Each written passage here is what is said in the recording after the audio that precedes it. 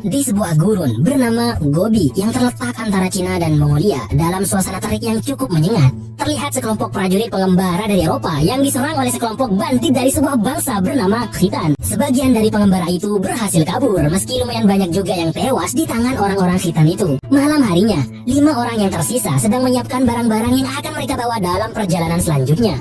Di sini diketahui bahwa mereka ini adalah prajurit atau tentara bayaran yang sedang mencari sebuah bubuk peledak yang disebut bubuk hitam, yang konon katanya merupakan senjata paling mematikan di zaman ini. Bahkan saking langkanya, barang tersebut hampir menjadi mitos. Salah seorang bernama Perotovar melempar sebuah magnet yang mereka dapatkan dalam perjalanan karena menganggap benda itu hanya menjadi beban. Akan tetapi, seorang temannya yang bernama William Garin memungutnya untuk dijadikan sebagai kompas. Namun betapa kagetnya mereka saat mendengar suara mengerikan, dan tiba-tiba 3 temannya mendadak lenyap. Lalu sang prajurit dengan insting ultranya dengan spontan menebas makhluk yang tiba-tiba muncul di belakangnya. Potongan kaki makhluk yang tidak diketahui itu dibawa oleh mereka untuk mengetahui makhluk apa itu. Siapa tahu di jalan ada orang yang tahu. Keesokan harinya, William dan Pero malah dikejar lagi oleh para bandit Khitan. Dan tanpa diduga, mereka berdua malah sampai di sebuah tembok besar dengan sejumlah besar prajurit yang bersiap siaga dengan senjata mengarah ke arah mereka. Meski para bandit Khitan itu pergi, tapi yang bisa mereka lakukan hanyalah menyerahkan diri. Dengan tertangkapnya William dan Pero membuat heboh seluruh prajurit di sana hingga memanggil semua komandan dan jenderal mereka yang bernama Shao untuk menuju aula utama. Yang mana di antara para komandan itu ada satu komandan wanita cantik, mantap dan siplah bernama Komandan Lin. Dia dikenal sebagai komandan paling kuat dan pemberani.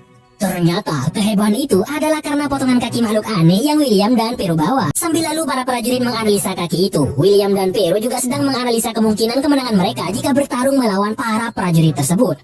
Namun tiba-tiba mereka dikejutkan dengan suara indah dan lantang Komandan Lin yang menanyai mereka tentang kaki makhluk itu menggunakan bahasa Inggris. Betapa terkejutnya semua orang mendengar jawaban dari William bahwa dialah yang telah menebas makhluk itu. Keterkejutan mereka adalah karena ternyata makhluk yang sedang dibahas ini adalah makhluk legenda yang bernama Tauti, di mana makhluk tersebut adalah makhluk yang muncul setiap 60 tahun sekali untuk melakukan penyerangan terhadap manusia, dan tidak sembarangan orang bisa membunuhnya, serta nggak segampang itu. Dan semua prajurit yang ada di tembok besar ini adalah pasukan prajurit tanpa nama dinasti Song yang kebetulan sekarang dipimpin oleh kaisar keempat bernama Song Renzong. Para prajurit di sini memang sedang menunggu kemunculan para makhluk legenda itu, tapi mereka terkejut karena makhluk itu ternyata muncul lebih cepat dari perkiraan mereka. Komandan Lin meminta Jenderal Shao agar 2 orang ini segera dibunuh demi melindungi rahasia yang ada di tembok besar ini. Tapi untungnya ada seorang penasehat sekaligus ahli strategi mereka yang membela William dan Pero agar ditahan dulu sebelum dibunuh untuk membuktikan kebenaran dari kisah yang William sampaikan. Dia bernama Wang. Kemudian saat mereka akan memasukkan William dan Pero ke penjara, tiba-tiba semua prajurit mendapat sinyal bahaya dan segera bersiap-siap untuk menghadapinya. Karena kunci penjara tersengsal alias tidak ditemukan, akhirnya William dan Pero hanya akan diikat saja dan dijaga oleh seorang prajurit muda bernama Peng Yon. Karena suasana semakin gawat darurat, genderang perang mulai berdendang. Semua prajurit bersiap di pos masing-masing sesuai dengan warna baju zirah mereka.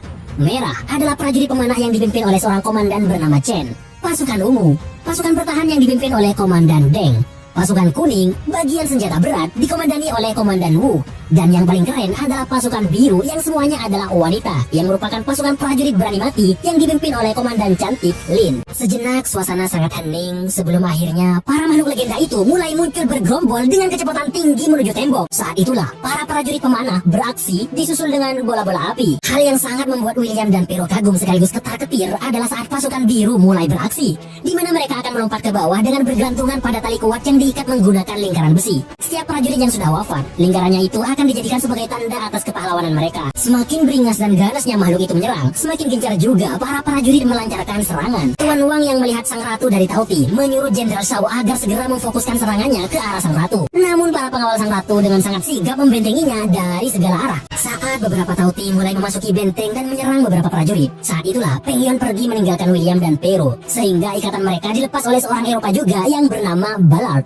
Dan 2 prajurit barbar itu pun beraksi. Kemudian karena banyaknya Tauti yang mati, sang ratu memberi sinyal untuk mundur kepada para anak buahnya, sama seperti saat memberikan sinyal akan menyerang. Anehnya, para Tauti yang sudah mati ternyata tidak dibiarkan begitu saja, melainkan dibawa oleh Tauti yang lain. Di sisi lain, William dan Pero yang sudah memperlihatkan kehebatannya dalam melawan Tauti mulai diakui oleh Jenderal Shao, sehingga mereka berdua akan mendapatkan perlakuan istimewa meskipun tetap dalam pengawasan. Setelah itu, saat mereka berdua terlelap, tiba-tiba datang seseorang yang mengagetkan William dan Pero. Dia tak lain adalah Ballard yang sekaligus memperkenalkan diri. Dia hanya ingin memberitahu mereka bahwa dia sudah ada di sini sudah selama 25 tahun dengan tujuan yang ternyata sama dengan mereka, yaitu bubuk hitam. Di mana sebenarnya dia tahu keberadaan bubuk penghancur tersebut tapi tidak berani untuk membawanya keluar dari sini. Dan dia berharap William dan Pero mau bekerja sama dengannya.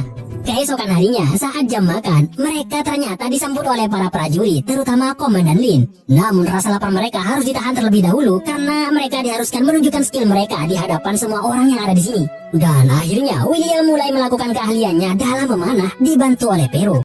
Setelah itu William makan bersama Komandan Lin. Di sini diketahui bahwa Komandan Lin ternyata memang sudah dari umur 5 tahun dilatih untuk menjadi prajurit hebat. Dan itu juga nggak jauh beda dengan William yang memang dari kecil sudah berkecimpung di dunia perang hingga menjadi tentara bayaran untuk beberapa negara yang berperang. Komandan Lin juga menceritakan bahwa yang mengajarinya bahasa Inggris adalah Ballard. Kemudian Komandan Lin mengajak William untuk mencoba tempat bertempurnya dan pasukan biru sambil lalu memberitahu William bahwa pasukan ini berjuang bukan untuk uang, tapi untuk menjaga kedamaian wilayah ini dengan tekad yang kuat dan semangat juang yang tinggi, sekaligus mengajarkannya rasa saling percaya antara sesama manusia. Setelah mengerti seberapa tangguhnya Komandan Lin, William kembali ke kamar yang disediakan untuknya dan Pero. Lalu lagi-lagi Ballard mendatangi mereka untuk kembali membahas bubuk hitam dan rencana untuk kabur setelahnya. Tak lama kemudian, ahli strategi Wang memanggil mereka untuk membahas Tauti, di mana Tuan Wang menjelaskan bahwa ternyata yang membuat William dengan sangat mudah menebas Tauti di gurun adalah karena sebuah magnet yang dia bawa. Magnet tersebut ternyata bisa membuat Tauti tidak bisa bergerak. Lalu Tuan Wang menjelaskan sejarah Tauti, makhluk legenda yang mulai muncul sekitar 20 abad yang lalu sebagai hukuman atas Kaisar Cina yang sangat serakah, sehingga membuat seluruh rakyat Cina menderita. Saat itu, langit mengirim sebuah meteor yang kemudian menghantam sebuah gunung bernama Gowu. Dan dari situlah makhluk yang disebut Tauti muncul, serta mulai membuat kerusakan dan banyak memakan korban. Kemudian, setelah ribuan tahun, baru diketahui bahwa Tauti itu akan muncul setiap 60 tahun sekali untuk kembali menyerang peradaban manusia di wilayah Kekaisaran Cina. Saat sedang asyik mendengarkan kisah legenda itu, tiba-tiba ada sebuah keramaian dari prajurit yang menemukan Tauti yang masuk ke benteng. Di barisan depan, sudah ada Jenderal Shao dan Komandan Lin. Ternyata, Tauti yang ada berjumlah 2 ekor yang diketahui dari pantulan pedang Jenderal Shao. Kejadian itu membuat Jenderal Shao harus meninggalkan dunia ini selama-lamanya, meninggalkan seluruh pasukan tanpa nama dan Komandan Lin yang sekarang akan menggantikannya menjadi jenderal. Upacara bela sungkawa pun menghiasi seluruh area tembok raksasa, diiringi penerbangan lampion dan juga nyanyian bela sungkawa. Tak berselang lama, seorang utusan istana bernama Shen datang membawa catatan penting untuk membantu perang melawan Tauti yang akan datang.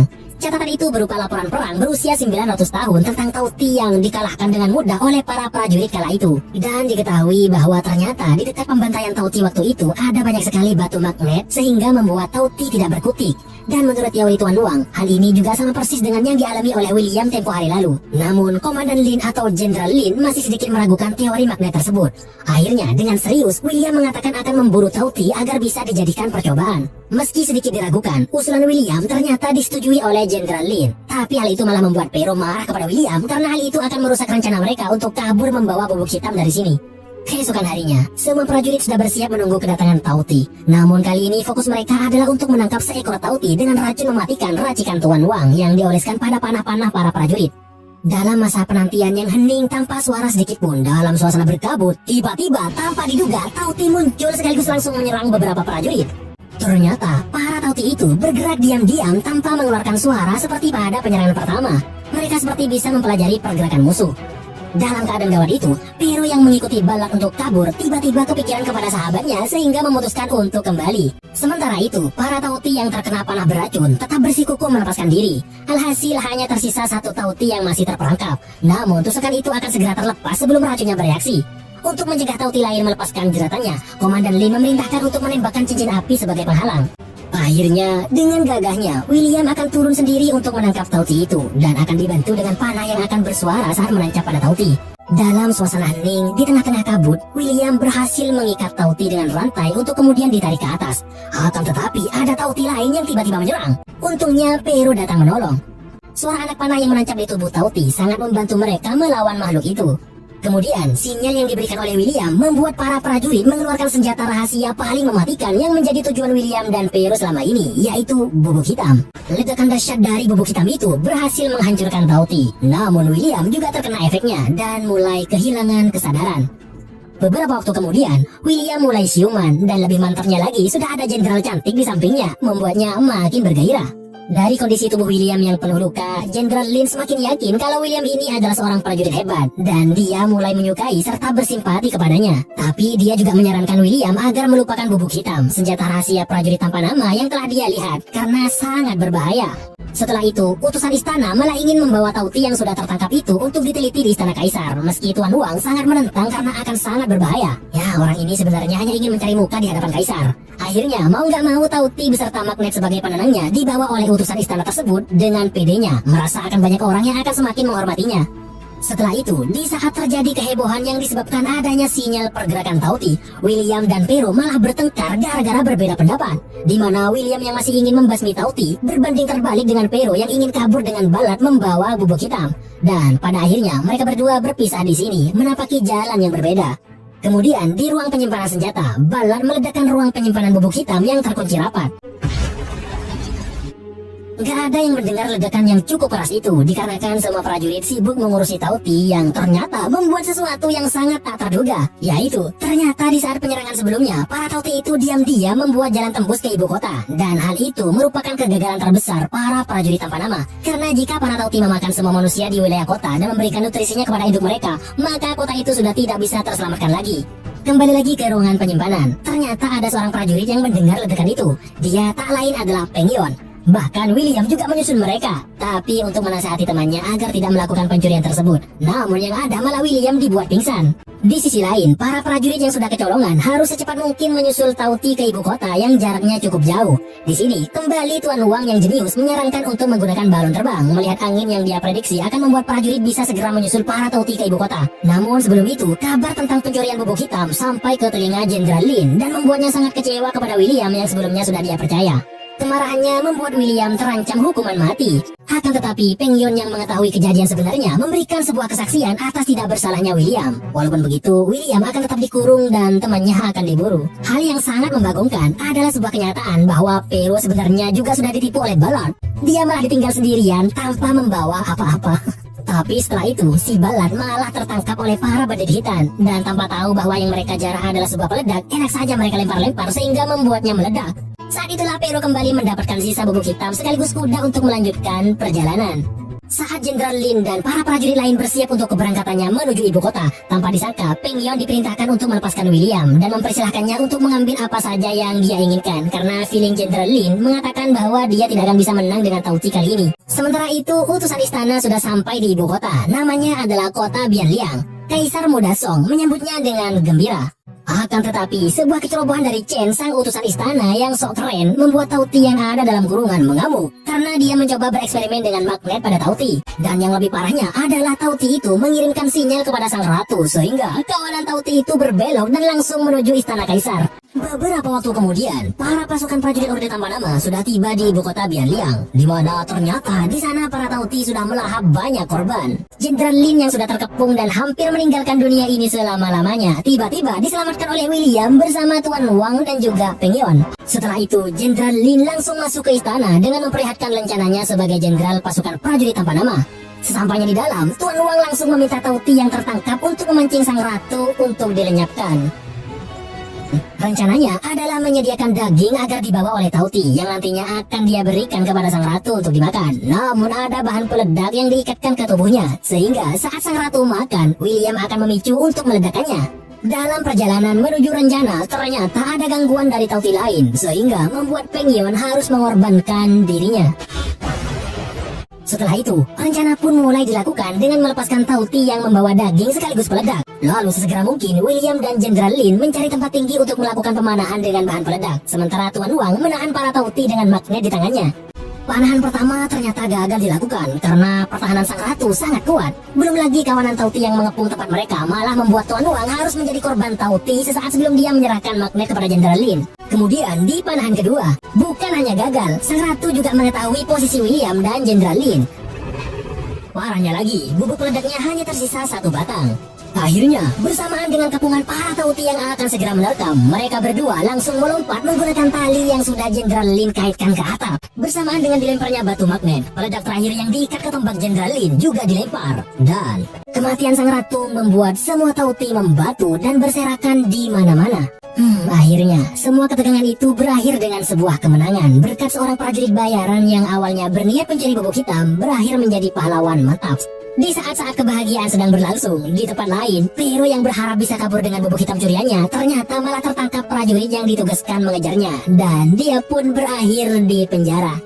Beberapa waktu kemudian, William yang sekarang menjadi pahlawan datang menjenguk Pero untuk memberitahu bahwa dia mendapatkan imbalan berupa bubuk hitam yang boleh dia bawa sebanyak yang dia mau. Akan tetapi, Jenderal Lin memberinya dua pilihan, yaitu jika dia membawa bubuk hitam, maka Pero temannya akan dipenjara di sini seumur hidup. Tapi jika dia memilih Pero, maka dia sudah tidak boleh membawa bubuk hitam. Dan ternyata, William lebih memilih menyelamatkan temannya daripada bahan peledak yang didamba-damba selama ini, karena temannya ini lebih berharga dari apapun. Sebelum pergi, Jenderal Lin memberikan salam perpisahan sekaligus mengucapkan terima kasih yang sebanyak-banyaknya dan sebesar-besarnya kepada William yang telah menyelamatkan pasukan serta wilayahnya. Kemudian, William dan Pero melanjutkan perjalanan mereka, meninggalkan Jenderal Lin, pejuang cantik penjaga benteng tembok besar yang melegenda.